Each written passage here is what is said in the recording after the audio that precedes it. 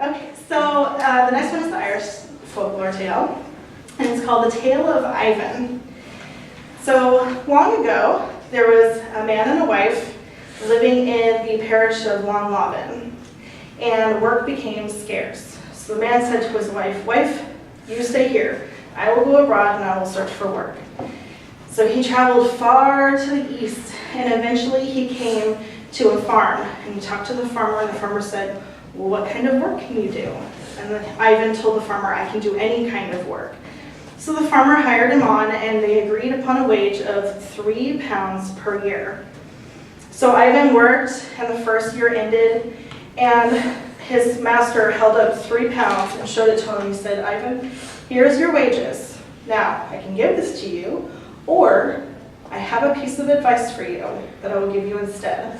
And Ivan thought about it, and he said, "Okay, I'll take the advice." So his master told him, "Never take the new road for the sake of the old road." So another year passed, and again Ivan took the advice instead of the wages, and this year the advice was, "Never lodge somewhere where a young woman is married to an old man."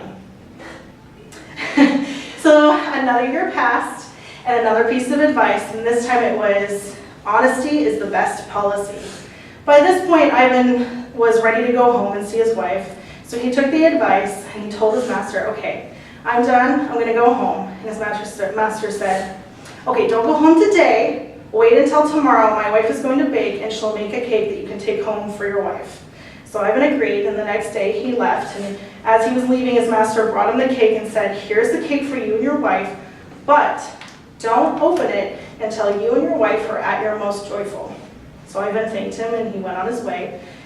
And as he was headed home, he came across 3 merchants who were on their way back to his hometown from the fair. And they said, "Ivan, where have you been for these last 3 years?" He said, "I had to go and search for work, so I've been working." And they said, "Well, come with us, we're on our way back to town." So they were walking along and the road split, and they took the new road and Ivan stayed on the old road. But not far after they had split, Ivan started to hear them yell, "Thieves, thieves!" So he started to yell thieves as well, and the merchants had been able to scare off the robbers because the robbers had heard Ivan yelling from the other road. So they both continued, the merchants on the new road and Ivan on the old, until the roads converged at market where they met back up. And they said, "Ivan, we are in your debt. If not for you, we would have been lost. Thank you. Come, stay with us. We'll pay for your dinner and your lodging tonight." So they took him to the lodge, and he said, "I have to meet the host." And they said to him, "Why meet the host? The hostess is right here, and she's young and pretty." I said, "No, I need to meet the host." So they said, "Well, you'll find him in the kitchen." So Ivan went into the kitchen and found an old man turning the spit, and he said, "Ho! I can't stay here, I'll stay next door." So he went next door and found a room, and that night he was getting ready for bed, and he noticed a hole in the wall and a light shining through. So he went up to see what was going on the other side, and he saw the hostess. Well, now the hostess had been plotting with a monk from the market to murder her husband, and their plan was to blame it on the people staying in the lodge. So as Ivan looks in, the monk says, "Oh, there's a hole in this wall. I shall back up against it, and then no one will be able to see what we're doing." So he backed up against the hole in the wall, and the hostess murdered her husband. Well, Ivan pulled out his knife, through the hole in the wall, cut a little circle of material from the monk's robes, and kept it. The next morning, the hostess started alarming people. "My husband has been murdered! My husband has been murdered!" And since no one else was staying in the lodge but the merchants, she said, "They must have done it. Hang them."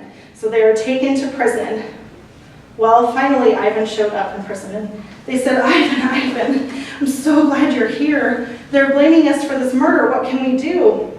And he said, "Get the justices. Tell them to collect the people who actually murdered the host." They said, "Who knows who actually murdered the host?" He said, "I can prove it wasn't you, or I will hang in your stead." So they gathered everyone in the town up, and out of his pocket, Ivan produced the circle of material from the monk's robes. So the merchants were set free, and the hostess and the monk hanged instead. So they said, Ivan, we're so glad, thank you. Here, come with us to the edge of the wood. So they walked to the edge of the wood together, and there their paths converged. So they went on their way, and Ivan went straight home to his wife.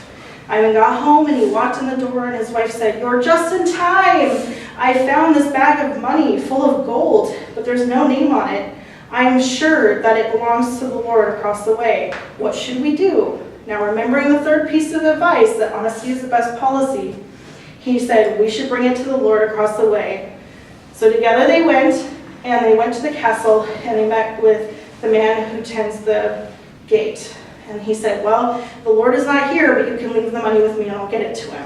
They left the money with him, and they went back home and lived quietly for a while. And then one day, the Lord came by and asked for a glass of water.